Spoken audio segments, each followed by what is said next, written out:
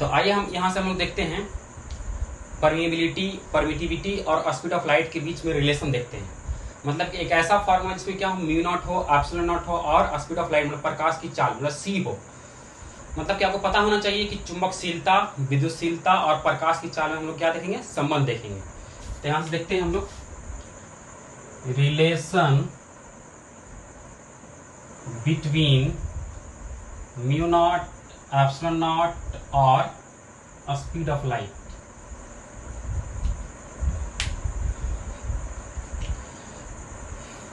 तो कहने का मतलब कि ऐसा फॉर्मूला हो जिसमें क्या हो, म्यू नॉट हो, एप्सिलॉन नॉट हो और क्या हो, सी हो। तो आइए यहाँ से हम लोग देखते हैं, डिराइव करते हैं। तो आपको पता होना चाहिए कि म्यू नॉट बाई 4 पाई का जो वैल्यू होता है, आप बायो-सेवर्ट लॉ में पढ़े हैं, तो होता है 10⁻⁻7 टेस्ला मीटर पर एम्पियर, पता होना चाहिए आपको। और यहाँ से कूलॉम्स लॉ से 1/4 पाई एप्सिलॉन नॉट का जो वैल्यू होता है वो 9 × 10 क्या होता है, 9 होता है। यहाँ से जाता है न्यूटन मीटर स्क्वायर पर कूलॉम स्क्वायर। तो यहाँ से हम लोग क्या करते हैं कि म्यू नॉट और एप्सिलॉन नॉट लिखते हैं। अब देखिए इसके लिखने का तरीका क्या है। हम लिखते हैं mu not by 4 pi, value यही दोनों रहेगा लेकिन लिखने का तरीका बदल जाएगा, 4 पाई एप्सिलॉन नॉट। क्योंकि 4 पाई कैंसिल होगा तो वही चलाएगा। आप देख पा रहे हैं यहाँ से सॉल्व कीजिएगा, ये दोनों वैल्यू वही है, चेंजिंग नहीं इसमें। तो यहाँ से करते हैं म्यू नॉट एप्सिलॉन नॉट, इसको ऐसे ही रहने देते हैं, इसमें कोई चेंज नहीं करते हैं। लेकिन क्या करते हैं कि इसको हम इस तरीके से लिख देते हैं। देखिए ऐसा लिखने में कोई दिक्कत नहीं, कोई हर्ज नहीं है। ये पूरा पार्ट डिनोमिनेटर में है, एक्चुअली क्या है, ये पूरा पार्ट क्या है, न्यूमरेटर में है। ये पूरा वैल्यू डिवाइड में दिख रहा है लेकिन ये 4 पाई एप्सिलॉन एक्चुअल में यहीं पर है। अगर आप इसको यहाँ पर लिखेंगे ना, एक्चुअल में ये यहाँ पर है, तो ऐसा हम लिख सकते हैं। ऐसा इसलिए लिखे क्योंकि इसका वैल्यू को पता है और इसका वैल्यू भी क्या है पता है, जरा देखिए। यहाँ से म्यू नॉट और epsilon naught is equal to, इसका वैल्यू हो जाएगा 10⁻⁷ इंटू 1 बाई, इसका वैल्यू क्या हो जाएगा 9 इंटू 10⁹। अब यहाँ देख पा रहे हैं कि पावर क्या है, माइनस में है। पावर क्या है, यहाँ से माइनस में है, ये नीचे आया पावर क्या जाएगा, प्लस में हो जाएगा। तो 9 और 7 क्या हो जाएगा, 16 हो जाएगा। तो यहाँ से हम इस तरह लिख सकते हैं mu naught epsilon naught is equal to 1 by 9 into 10⁹ into 10⁷। Base equal है तो पावर क्या हो जाएगा, जुड़ जाएगा।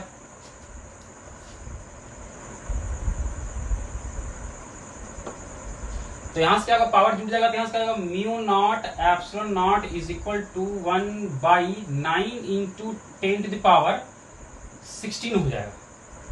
अब यहां से mu naught epsilon naught is equal to 1 by, इसको लिखेंगे 3 इंटू 10⁸।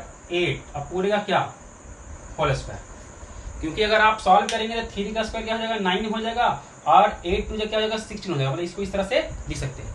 तो आपको आइडिया यहाँ से मिल रहा होगा कि 3 इंटू 10⁸ किसी का वैल्यू है।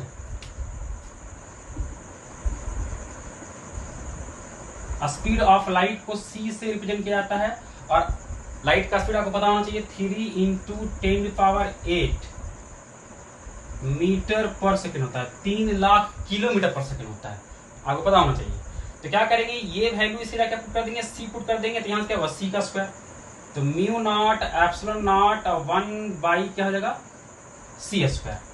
इंटरचेंज कर सकते हैं, ये वैल्यू यहाँ, ये वैल्यू यहाँ।